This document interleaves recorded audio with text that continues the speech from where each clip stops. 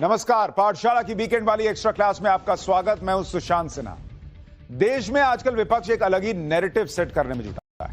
विपक्षी नेता यह बताने में लगे हैं कि मोदी सरकार बैकडोर से एनआरसी ले आई है। पूरा बवाल काट दिए लोग। ये नेता उन पार्टियों के हैं जिनका आधार एक खास वोट बैंक रहा है। चाहे ममता बनर्जी हो, तेजस्वी हो, अखिलेश यादव यूपी में हो, ओवैसी हो, इनके जैसे कुछ और नेता ये बात लगातार कह रहे हैं कि भैया मोदी सरकार गुपचुप तरीके से एनआरसी ले आई।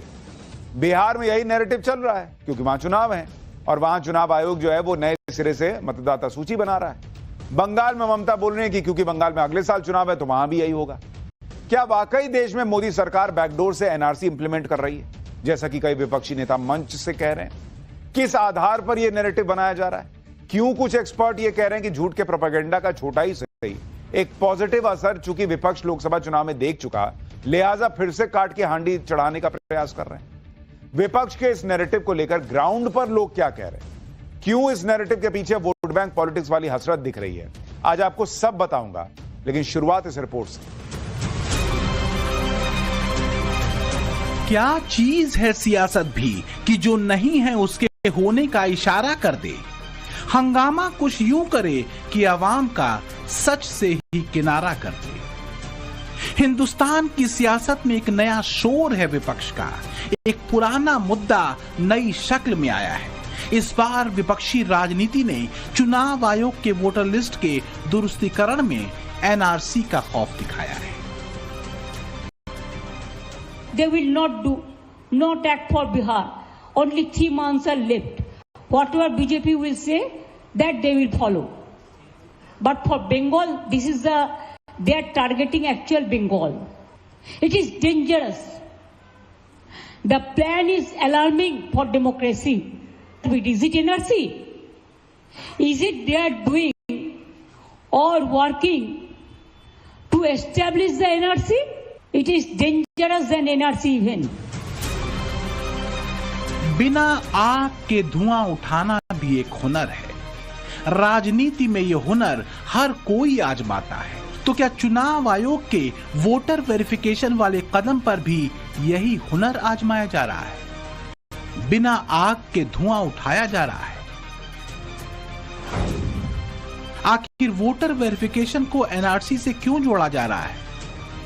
मोदी विरोधी आखिर एनआरसी से डरते क्यों हैं? क्या किसी वोट बैंक के हाथों से फिसल जाने का डर है? और अगर वोटर लिस्ट से फर्जी वोटर बाहर हो जाएंगे तो दिक्कत क्या है और क्यों है? तो विपक्ष की तरफ से पूरा वितंडा तान दिया गया है। वोटर लिस्ट के दुरुस्तीकरण और वोटर वेरिफिकेशन की चुनाव आयोग की मुहिम को लेकर कोई कहता है ये गुपचुप तरीके से एनआरसी यानी नेशनल रजिस्टर ऑफ सिटीजन लाने की तैयारी है, तो कोई कहता है ये स्वतंत्रता और सशक्तिकरण की संविधान की मूल संरचना पर सबसे बुरा हमला है। Disenfranchisement, disempowerment is the worst attack on the basic structure of the Constitution. Today, every vote counts, even if you wrongfully delete or wrongfully add a single voter. It is creating a non-level playing field. That affects elections. That affects democracy.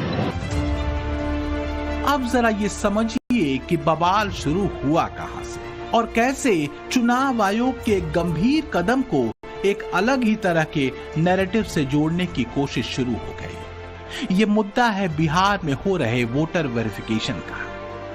Modi, Shah, योगी पर आरोप लगाने वालों के निशाने पर सीधे चुनाव आयोग आ गया। चुनाव आयोग पर सिर्फ आरोप ही नहीं लगाए जा रहे हैं, बल्कि धमकी भरे अंदाज में भला बुरा भी कहा जा रहा है। सत्ताधारी दल जितने हैं सब चुप हैं, क्योंकि जो साजिश करता है वो क्या बोलेगा? साजिश करने वाले वही लोग हैं। गरीब का वोट कटवा रहा है भाजपा वाला लोग, नीतीश जी के लोग, ताकि गरीब को पेंशन नहीं मिले, राशन नहीं। इसी साल बिहार में विधानसभा चुनाव होने हैं। चुनाव आयोग वोटर लिस्ट को अपडेट करने में लगा हुआ है ताकि कोई वोटर छूट न जाए और फर्जी वोटिंग को रोका जा सके। इसके तहत घर घर सर्वे करके वोटर लिस्ट अपडेट की जा रही है।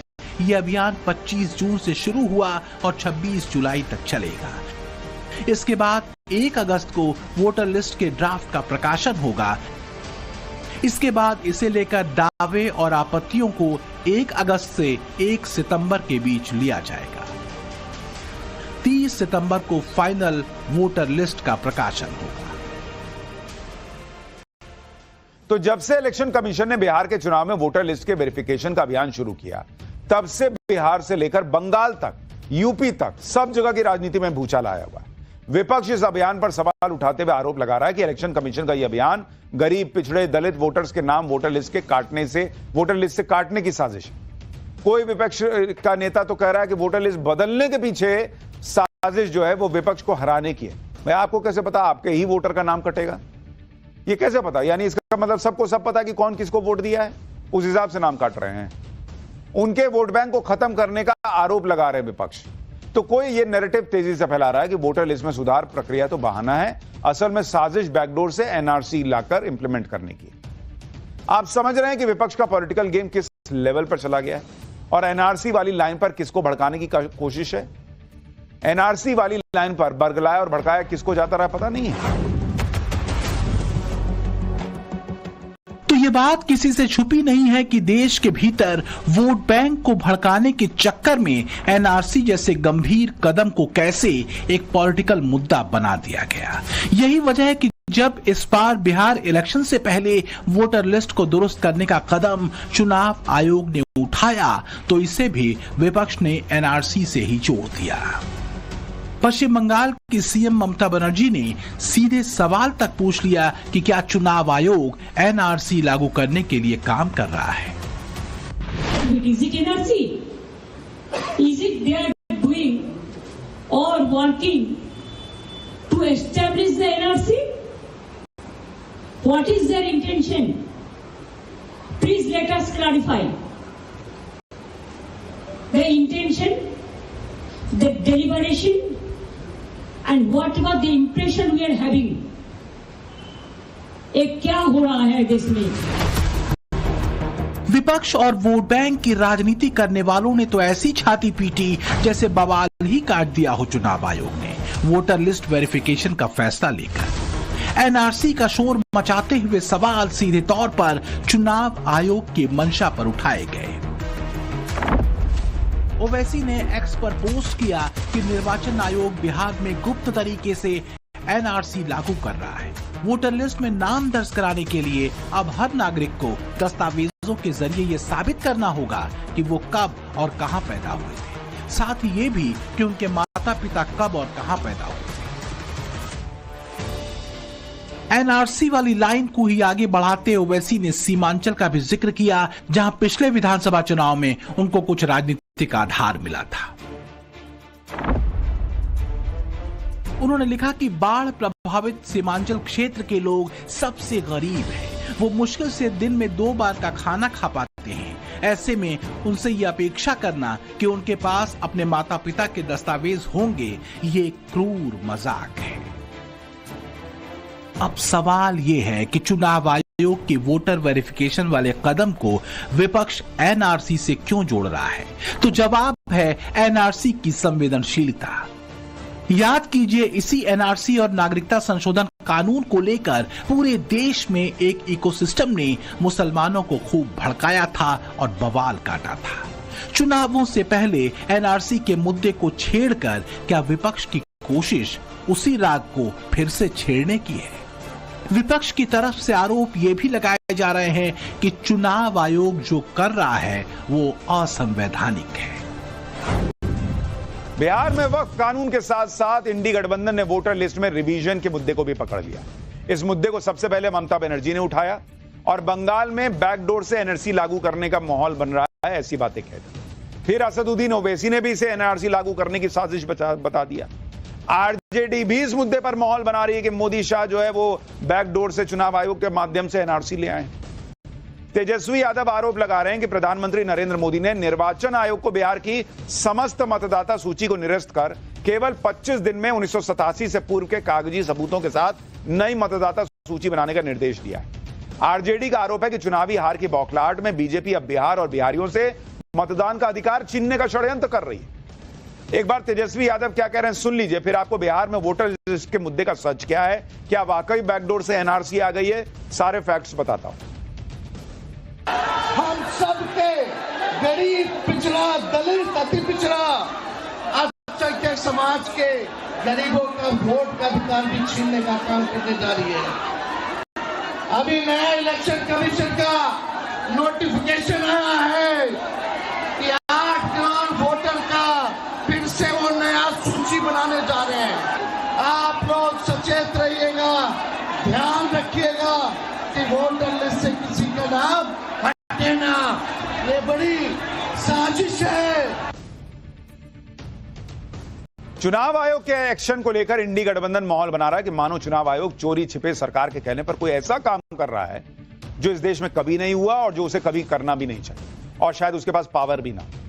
लेकिन इस पूरे विवाद का सच क्या है, आपको विस्तार से बताता हूं। दरअसल चुनाव आयोग के पास यह पूरी ताकत है कि वो वोटर लिस्ट का रिवीजन कर सके और उसे दुरुस्त करने के लिए अभियान चला सके। इलेक्शन कमीशन के पास स्पेशल इंटेंसिव रिवीजन यानी SIR की पावर है। Representation of the people act 1950 के सेक्शन 21 के तहत और संविधान के आर्टिकल 326 के तहत इलेक्शन कमीशन को यह अधिकार मिला हुआ है। आर्टिकल 326 कहता है कि सिर्फ वो व्यक्ति जो 18 साल से ज्यादा उम्र का है और जो भारतीय नागरिक है, सिर्फ वही वोट डाल सकता है। और सही वोटर कौन है, इसको जांचने का पूरा अधिकार चुनाव आयोग के पास है। तो बहुत जो अधिकार संविधान दे रहा है, ये लोग छीन लेंगे क्या? दूसरी बात, ऐसा पहली बार नहीं हो रहा कि बिहार में ऊपर से नीचे तक वोटर लिस्ट को दुरुस्त करने का काम हो रहा है। ऐसा अभियान साल 2003 में भी चलाया जा चुका है और चुनाव आयोग कह रहा है कि भाई 22 साल हो गए, क्या ठीक से लिस्ट नहीं बननी चाहिए? इसके अलावा देश के अलग अलग हिस्सों में अलग अलग साल में ऐसी ड्राइव्स होती रही हैं। आप यह भी समझिए कि चुनाव आयोग बिहार में वोटर लिस्ट का रिवीजन कर क्यों रहा है। पिछले 22 साल में वोटर लिस्ट में बहुत बड़ा बदलाव हुआ है। वोटर लिस्ट में बहुत नाम जोड़े और हटाए गए, बहुत तेजी से शहरीकरण और पलायन हुआ। इतने सालों में बहुत से ऐसे मतदाता हैं जिनका 2-2 जगह रजिस्ट्रेशन हो गया, जिसकी वजह से उनकी एक से ज्यादा एंट्री है। चुनाव आयोग कह रहा है कि इसको ठीक से बना लेते हैं। दिक्कत क्या है? 1950 से लेकर अभी तक कई बार ऐसा हो चुका है और बिहार में खुद लास्ट 2003 में हुआ है। तो इसमें इतना हंगामे की बात क्या है भाई? और चुनाव आयोग को लेकर इंडी गठबंधन आरोप लगा रहा है कि चुनाव आयोग तो मनमाने तरीके से काम कर रहा है। चुनाव से 3-4 महीने पहले ही क्या ऐसा अभियान क्यों चला रहा है, जबकि सच ये है कि वोटर लिस्ट में रिवीजन के लिए तय नियम है। नियम के मुताबिक जैसे ही वोटर लिस्ट को लेकर स्पेशल इंटेंसिव रिवीजन का ऐलान होता है, वैसे ही चुनाव आयोग पॉलिटिकल पार्टीज को इसकी जानकारी देता है और उनका सहयोग मांगता है। चुनाव आयोग हर पार्टी से हर पोलिंग स्टेशन के लिए बूथ लेवल एजेंट अपॉइंट करने के लिए कहता है। ये बूथ लेवल एजेंट चुनाव आयोग के बूथ लेवल ऑफिसर के साथ मिलकर काम करते हैं। अगर उन्हें कोई आपत्ति होती है तो वो चुनाव आयोग से आपत्ति दर्ज करा सकते हैं। सिर्फ इतना ही नहीं, 1 अगस्त 2025 को नए इलेक्टोरल रोल का ड्राफ्ट आएगा और 1 अगस्त से 1 सितंबर पूरे 1 महीने तक सारी पॉलिटिकल पार्टी और आम नागरिकों को मौका दिया जाएगा कि अगर कोई छूट गया है या ड्राफ्ट में कोई कमी है तो उसमें सुधार कर लिया जाएगा। इसके बाद 30 सितंबर को यानी ड्राफ्ट आने के 2 महीने बाद फाइनल वोटर लिस्ट आने जा रही है। हर चीज हर पॉलिटिकल पार्टी को पता होगी। उनका booth level agent booth level officer के साथ जा के हर जगह देखेगा क्या काम हो रहा नहीं हो रहा, तो फिर क्या गड़बड़ हो जाएगी बॉस? और इनका ही वोटर कैसे गायब हो जाएगा लिस्ट से? इनको इतना कॉन्फिडेंस कैसे है? बीजेपी का क्यों नहीं गायब हो जाएगा? बीजेपी को पता है कि कौन हमको वोट देता है, कौन नहीं देता है। हर बात पर हंगामा खड़ा करना, हर संस्था पर सवाल खड़े करना क्या विपक्ष की गहरी हताशा का कोई संकेत देता है, या अपने वोट बैंक को ज्यादा अलर्ट, एग्रेसिव वोटिंग और एकमुश्त वोट करने को लेकर दिया जाने वाला ये कोई कूट संदेश है? चुनाव आयोग की तरफ से वोटर लिस्ट की समीक्षा को लेकर विपक्ष के आरोप हैं कि नोटबंदी और पूर्णबंदी के बाद सरकार का ये कदम वोट बंदी की दिशा में है। ये वोटर्स के वोटिंग राइट यानी मताधिकार को छीनने की साजिश है और बैकडोर से वास्तव में एनआरसी लागू करने की चाल है। आप बीएलओस को अनब्रिडल्ड पावर्स दे दिए कि वो अगर जाएगा, कोई घर पे नहीं मिलेगा तो वो रिपोर्ट कर सकता ईआरओ को, एईआरओ को, और AERO इस उस केस को रिफर कर देगा कॉम्पिटेंट अथॉरिटी को सिटीजनशिप एक्ट 1955 के तहत। तो ये NRC हुआ नहीं हुआ बताओ हमारे को। लेकिन बात सिर्फ बिहार की नहीं है, क्योंकि आने वाले समय में चुनाव आयोग अपने इसी फॉर्मेट पर बाकी राज्यों की वोटर लिस्ट को दुरुस्त करेगा। जाहिर है अगर वोटर लिस्ट वेरिफिकेशन तरीके से नहीं होगा तो बोगस वोटिंग या फर्जी वोटिंग की आशंका बनी रहेगी। लेकिन चुनाव आयोग इसे ही दुरुस्त करना चाहता है, लेकिन विरोध खूब है। इसमें कांग्रेस से लेकर समाजवादी पार्टी, RJD, वामपंथी पार्टियां और तृणमूल कांग्रेस तक सवाल उठा रही हैं। जब वोटर लिस्ट से नाम कट जाएगा गरीबों का तो पेंशन नहीं मिलेगा, पेंशन नहीं मिलेगा, राशन नहीं मिलेगा, तो इनके साथ भारत की सरकार क्या करेगी? जब वोटर लिस्ट से नाम ही कट जाएगा तो यानी वो भारत के नागरिक नहीं होंगे। तो सवाल तो यह पैदा होता है कि इनको कहां भेजेगी। ये बहुत गंभीर मामला है। स्पष्ट मतदान होगा। अब सच्चाई ये है कि विपक्ष का दुकान बंद होने वाला है करके उनको डर है कि हमारा बोकस मतदाता जो था अब रहेगा नहीं, अब तो दूध का दूध पानी का पानी होगा। इसीलिए लोग भय खा के बात कर रहे हैं। अगर हमारा मानना है कि चुनाव का अच्छा करूँ। बीजेपी कह रही है कि पहले जो लोग ईवीएम के नाम पर हाय तौबा मचाते रहे, वोट लिस्ट फिक्सेशन का आरोप लगाते रहे, वही अब वोटर लिस्ट पर NRC वाली अफवाह फैला रहे हैं। सारे मोदी विरोधी सवाल उठा रहे हैं कि वोटर लिस्ट बदलकर उन्हें हराने की साजिश हो रही है। आज तक तो कहते थे कि ईवीएम में खेला करके ये सब होता है, अब कह रहे हैं कि वोटर लिस्ट में गड़बड़ी करके होता है। कभी कहते हैं वोट डालने के वक्त होता है। अरे मन तो बनाइए, होता कब है? ईवीएम हैक करके होता है तो वोटर लिस्ट में गड़बड़ी की जरूरत क्या है? वोटर लिस्ट में गड़बड़ी हो रही है तो फिर मानिए कि ईवीएम में गड़बड़ी नहीं होती है। लेकिन जब जैसा मन वैसा स्क्रिप्ट चला देना है। चुनाव आयोग पर इंडी गठबंधन यह भी सवाल उठा रहा है कि चुनाव आयोग ने अपने फॉर्म में 3 एज ग्रुप रखे। साल 1987 से 2004 के बीच पैदा हुए लोगों से उनके दस्तावेज और माता पिता के दस्तावेज क्यों मांग रहे हैं? चुनाव आयोग ने 1987 और 2004 का ही कट आउट डेट क्यों चुना? इसकी वजह भी समझिए। जिन 3 कट ऑफ डेट की बात कही जा रही है वो कहीं और नहीं बल्कि सिटीजनशिप एक्ट में लिखा हुआ है। चुनाव आयोग ने अपने मन से कोई तारीख तय नहीं की है। और जहां तक माता पिता के डॉक्यूमेंट दिखाने की बात है तो यह भी सिटीजनशिप एक्ट में लिखा है कि जिस व्यक्ति के माता पिता दोनों भारतीय हैं वो खुद भारतीय होगा पैदाइश से। तो भाई ये सिटीजनशिप एक्ट इतने साल आपकी सरकार थी, फाड़ देते, खत्म कर देते, उसको रद्द कर देते कि नहीं माता पिता के भारतीय होने का सबूत नहीं दे सकते। कानून में साफ लिखा है कि भारत के नागरिक को ही वोट देने का अधिकार होता है। उसके हिसाब से चुनाव आयोग काम कर रहा है। और माता पिता भारत के नागरिक हैं ये साबित करने के लिए कुछ डॉक्यूमेंट दिखाइएगा कि खाली कह दीजिएगा कि मेरे माता पिता भारतीय हो गया। आप ये भी देखिए कि चुनाव आयोग वोटरों से जो फॉर्म भरवा रहा है उसके फॉर्म के साथ साथ कौन से डॉक्यूमेंट मांग रहा है जिसमें इनको दिक्कत हो रही है। चुनाव आयोग कह रहा पासपोर्ट लगा दो, बर्थ सर्टिफिकेट है तो दे दो, बोर्ड या यूनिवर्सिटी से जारी एजुकेशन सर्टिफिकेट है तो दे दो, फैमिली रजिस्टर में तो नाम होगा वो दे दो, सरकार की तरफ से कोई जारी जमीन या हाउस अलॉटमेंट का सर्टिफिकेट है तो वो दे दो, कोई पेंशन ऑर्डर दे दो, सरकार की तरफ से जारी कोई आइडेंटिटी कार्ड दे दो, सर्टिफिकेट डॉक्यूमेंट कुछ तो होगा, किसी local authority, bank, post office, LIC से जुड़ा कोई डॉक्यूमेंट दे दो, राशन कार्ड दे दो। ऐसा कौन प्राणी है इस देश में भाई जिसके पास कोई डॉक्यूमेंट नहीं है, वो देश का नागरिक भी है, कोई सरकारी योजना का लाभ नहीं ले रहे हो, कहीं तो जाते होगे, ट्रेन का टिकट कटाते होगे, कोई तो चीज करते हो, कहीं तो डॉक्यूमेंट दिखाते होगे, कोई डॉक्यूमेंट नहीं है तुम्हारे पास।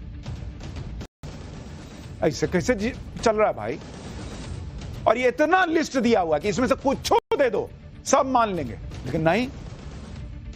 अपनी पहचान को साबित करने के लिए हर व्यक्ति के पास इनमें से कोई ना कोई डॉक्यूमेंट तो होता ही है, लेकिन बवाल खड़ा करना है तो करना है कि बाप रे बाप ऐसा डॉक्यूमेंट मांग लिए कि अब तो NRC हो रहा है बैकडोर से। बिहार में वोटर वेरिफिकेशन होने के बाद दूसरे चुनावी राज्यों में भी ये पूरा किया जाएगा, ये तय है। 2027 में यूपी में विधानसभा चुनाव है, लिहाजा यहां पर भी अखिलेश यादव लोगों को सावधान कर रहे हैं। आप लोग सावधान रहिए, अपनी वोटर लिस्ट ठीक कर लो। ये वोटर लिस्ट ठीक करिए अपनी।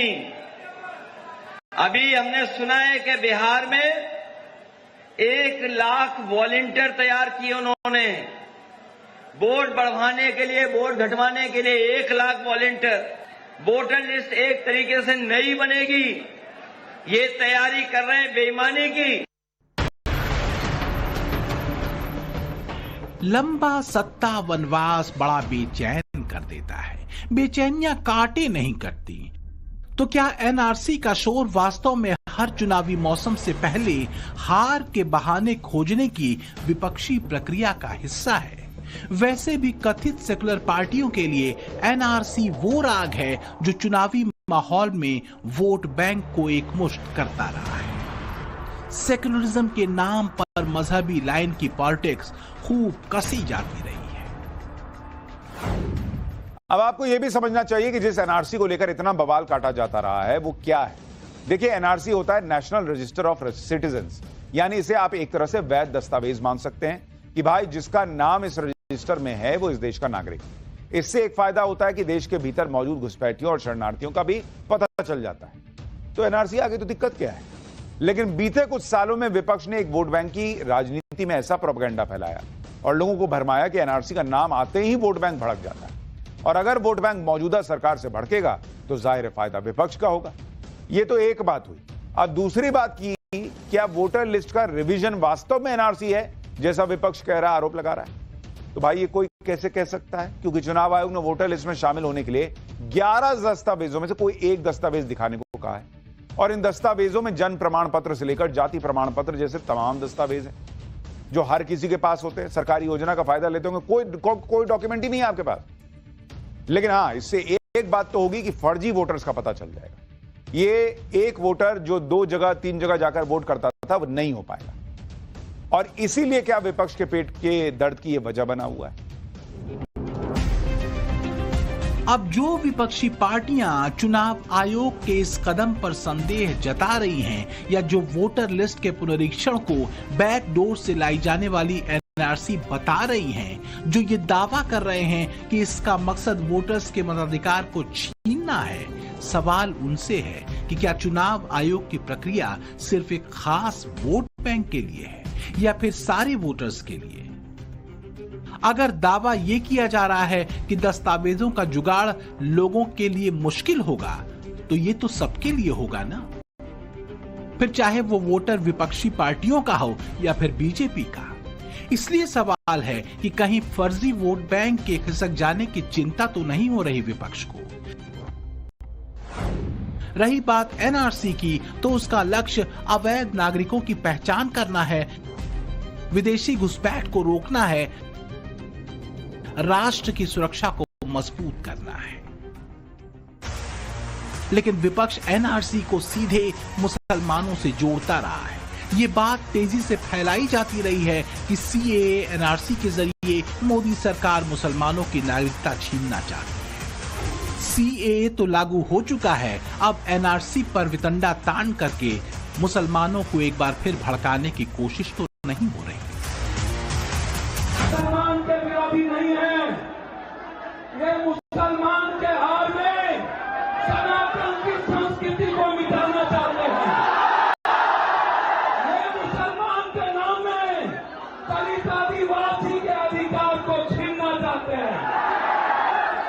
कहीं पे निगाहें, कहीं पे निशाना, ये मुसलमान का कुछ नहीं बिगाड़ सकते। जिसका इतिहास हजरत हुसैन का हो, नहीं पता, कुर्बानी का इतिहास बहुत बड़ी ताकत है। डर फैलाना, संदेह पैदा करना और राजनीतिक लाभ लेना, क्या विपक्ष अपनी चुनावी रणनीति को अब ऐसे ही कस रहा है? जबकि चुनाव आयोग ये बात बार बार कह चुका है कि वोटर वेरिफिकेशन या वोटर पुनरीक्षण की पूरी कवायद के जरिए